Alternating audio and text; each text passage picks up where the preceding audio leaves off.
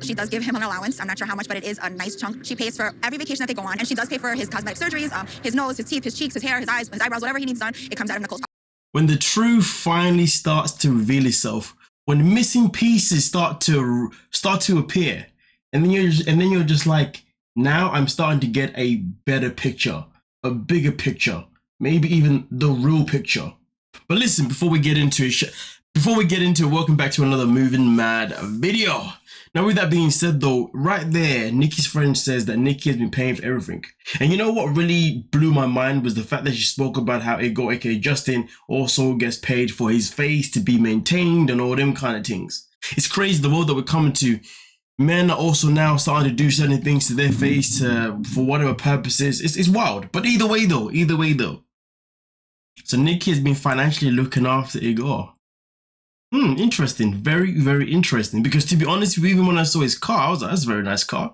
You know what I mean? So it makes you wonder. It makes you wonder for real. Is he willing to throw away his sexuality for a paycheck?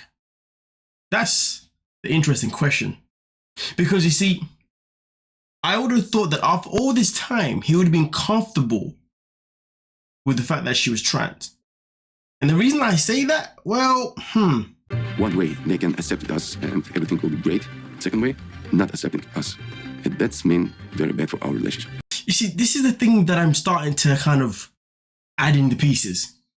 You know, I would have thought that he would have been at a point where I understand in Moldova, it's not necessarily frowned upon to be with a trans person. But at the same time, though, I would have thought that maybe his confidence about who Nikki is would have been a little bit better. Because for him to say that, listen, if basically the people in Moldova, if they can't accept Nikki, then that would be bad for our relationship. So basically, he's only willing to be with Nikki based on other people's reaction, not based on how he feels for her. It's interesting because somebody said that they feel as if Justin, aka Igor, is a trauma bond. He has a trauma bond with Nikki, and that's why, you know, maybe he decided to go back there.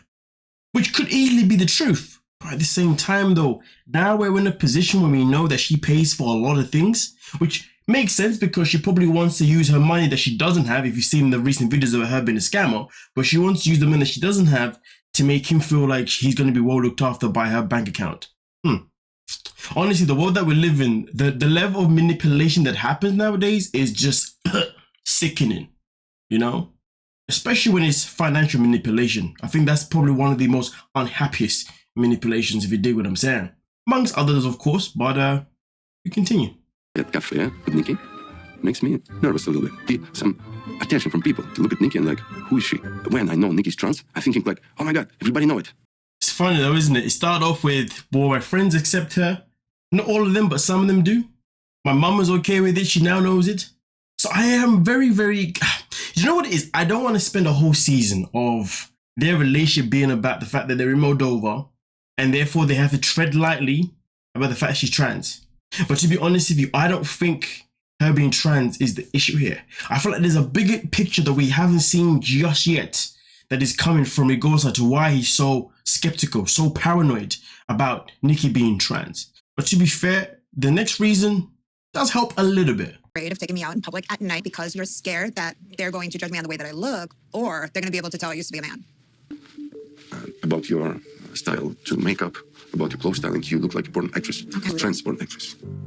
And here in Moldova, most people don't accept the trans. And the first thing, I'm worrying about her safety. I don't think safety is the issue. I feel like we've gone past that, to be honest with you. I mean, I may not be from Moldova, may never been there, may not know about it, but I don't think safety is the issue here. This is what I'm saying. I think there's a chance that he may still be struggling with the fact that she is trans, which again still doesn't really make sense to me, because if he was, then he wouldn't have taken her back. Which also doesn't really make sense to me, because at the same time, we know that she's financially responsible for him. So that's a reason that doesn't make sense to why he's there. But then at the same time, though, when he looks at Nikki, he does generally look at her like he's actually into her, as if he actually has love for her. Which therefore doesn't make sense, because at the same time, with the paranoia that he brings to the table about everything, it's just so unhealthy to watch, so unhealthy to witness. And it makes you wonder, there must be something else that is missing here. Now, Nikki has her own perspective of why he's behaving the way he's behaving, but I will say this though. The fact that he says that she looks like a hooker or a trans hooker, that is absolutely wild. Now, don't get me wrong though, from a man's perspective, well, from my perspective, let me not say all men because I'm okay with this, but from my perspective, would I want to be going out, whether it's daytime, nighttime, whatever, with somebody that's always over glamorous? Nah, I can't do that. Always so confident, nah, I can't do that. I'm a reserved person, you know what I mean? I like things to be looking subtle. So I can understand maybe if he's uncomfortable with the fact that when she dresses, she's always so extra vibrant. I can understand that being an issue to a certain degree, but it doesn't cover up everything else that's going on in this whole scene with these two. No wonder why a lot of people are just like, oh, it's these two again, let's just skip ahead. I don't blame you, because the level of fakeness and the level of just not making sense is strange. Too strange. Uncomfortably strange. But let's get into Nikki's perspective of what she thinks is going on. Something in the back of my mind tells me that maybe he's secretly dating somebody from the nightlife and I don't know about it. That would break my heart. So that's because he's still trying to get over his little insecurities and the little butterflies in his stomach. Like maybe they know or maybe people can tell, but I gotta be honest. I think there's something a little shady in there. You know, it takes a shady person to recognize another shady person. Especially if you are a professional shady person, you're going to recognize an amateur shady person. Now, that's not to say that, yes, I agree with her perspective that maybe Igor is being shady. Maybe that he is hiding her from someone else out there that he has. Maybe. Do I think so? No. Maybe there's something else he's hiding? Probably. But this little bit, the infidelity bit, I don't know about that one. But you know what though? Let me just throw this in there for shadiness. Somebody put down in the comment section of the last video that why is nobody talking about the first time, when they first met the first time? He was 21, I believe, when they broke up. So that means, but they were together for 2 years prior. So that means he would have been 19 when they met. Now, of course, even though that's a legal age, we got to look at the age difference between these two. So point being, or at least I think the point that was being made by the person who made the comment is that should we be looking at the fact that maybe Nikki groomed this young man from a young age? Maybe she was always targeting younger boys because maybe she knew that they were less clued up about a trans woman, that they wouldn't be able to notice certain things. I would rather sit and say that is a possibility, but I think that is absolutely outrageous. And I'll tell you why, because you see, Nikki said it multiple times, and even Igor said it too. I'm pretty sure that when they first met, she had less work done. So that means she looked more like her biological self, which is a man. Despite the fact that she made her the surgery down below, the facial part was still very masculine.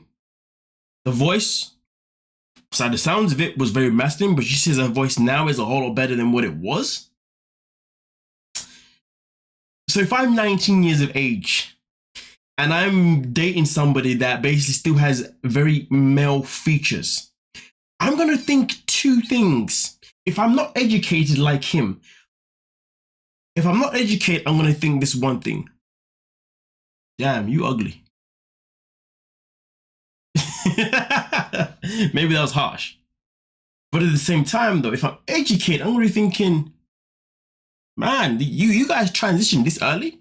I'm just saying, really deep here. If he met Nikki at a time when Nikki was still looking pretty much more like a man, like her biological self, and sounding like a man as well, because of course that's what she was born at, I do wonder what made him so convinced at the time that Nikki was Nikki, and Nikki wasn't, I don't know what her name was, you know, her birth name, you know?